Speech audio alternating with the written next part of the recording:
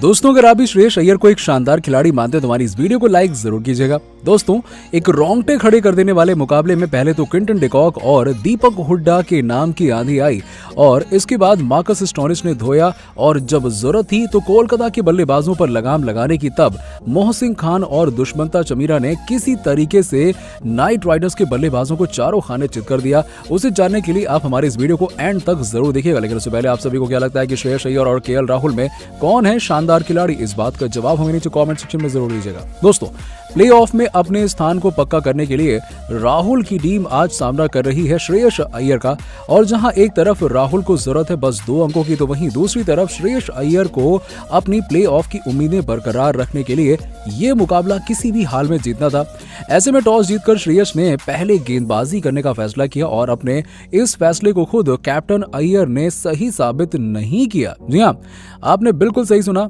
आपको हम बता दें कि जब केएल राहुल और क्विंटन डिकॉक के बीच रन लेने में मिसअंडरस्टैंडिंग हुई तब श्रेयस अय्यर ने एक डायरेक्ट थ्रो के थ्रू राहुल की पारी शुरू होने से पहले ही खत्म कर दिया। जी हाँ, और बिना कोई बॉल खेले राहुल 0 पर आउट हो गए और ऐसे में लखनऊ सुपर जायंट्स को एक तगड़ा झटका लग गया। और दोस्तों, क्विंटन डिकॉक जैसा बल्लेबाज अभी भी क्रीज पर तो मौजूद था जो अकेले अपने ही दम पर कोलकाता नाइट राइडर्स के गेंदबाजों की धज्जियां उड़ाने का मादा रखता था और शायद राहुल के जाने का गम डिकॉक को बिल्कुल नहीं था। उन्होंने कोलकाता नाइट राइडर्स के गेंदबाजों को आड़े हाथों लेना शुरू कर दिया। जी हाँ, एक तरफ जहां पहले ओवर में ही लखनऊ को झटका लग चुका था तो वहीं दूसरे ओवर में गेंदबाजी करने आए शिवम मावी की गेंद पर धावा बोलते हुए दीपक हुड्डा ने यह फरमान जारी कर दिया कि पहले पावर प्ले में इन दोनों ही बल्लेबाजों का आतंक आने वाला है। जी हाँ, आपको बता दें कि जहां दूसरे ओवर में दीपक ने लखनऊ की पारी को 12 रनों के पार पहुंचाया, तब इसके बाद क्विंटन डिकॉक ने टिम साउदी को यह बताया कि उनका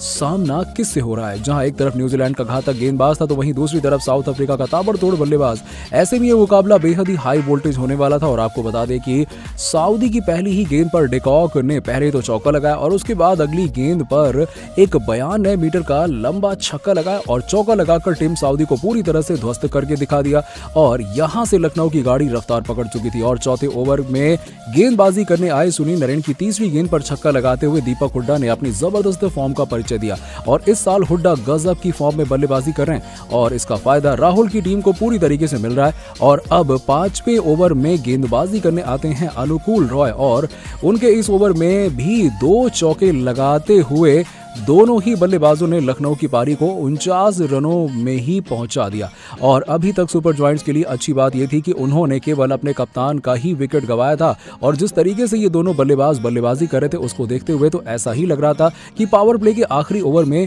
इन दोनों का तूफान आने वाला है। और दोस्तों, ऐसा ही हुआ। पावर प्ले का आखिरी ओवर डालने आए हर्षित राणा और उनको सामना करना था क्विंटन डिकॉक का और बेहद ही आक्रामक बल्लेबाजी कर रहे थे। और आपको बता दें कि उनको छोड़ने वाले कहां थे वो, और उनकी पहली गेंद पर चौका लगा और उसके बाद चौथी और 5वीं गेंद को स्टैंड्स के बीच में पहुंचाते हुए पावर प्ले में ही लखनऊ की पारी को आपको बता दें कि 66 रन तक पहुंचा दिया। और उसमें डिकॉक ने 23 गेंदों में ताबड़तोड़ 44 रन बनाए और वहीं 13 गेंदों पर 22 रन बनाकर दीपक हुड्डा भी कोलकाता नाइट राइडर्स के गेंदबाजों की बराबर पिटाई किए जा रहे थे। 7वें ओवर की 5वीं गेंद पर अनुकूल रॉय की गेंद को 1 रनों के लिए भेज कर क्विंटन डिकॉक ने अपने 50 रन पूरे कर लिए और 27 गेंदों में ही ताबड़तोड़ 50 रन बनाकर डिकॉक ने अपनी पारी में 4 चौके और 3 छक्के लगाए। हालांकि दोस्तों, इसके बाद जब अफ्रीकन बल्लेबाज ज्यादा देर तक बल्लेबाजी नहीं कर पाए और गेंदबाजी करने आए सुनील नरेन को अपना विकेट देते हुए पवेलियन लौट जाते हैं। हालांकि जाने से पहले उन्होंने लखनऊ को एक बेहतर स्थिति में जरूर पहुंचा दिया था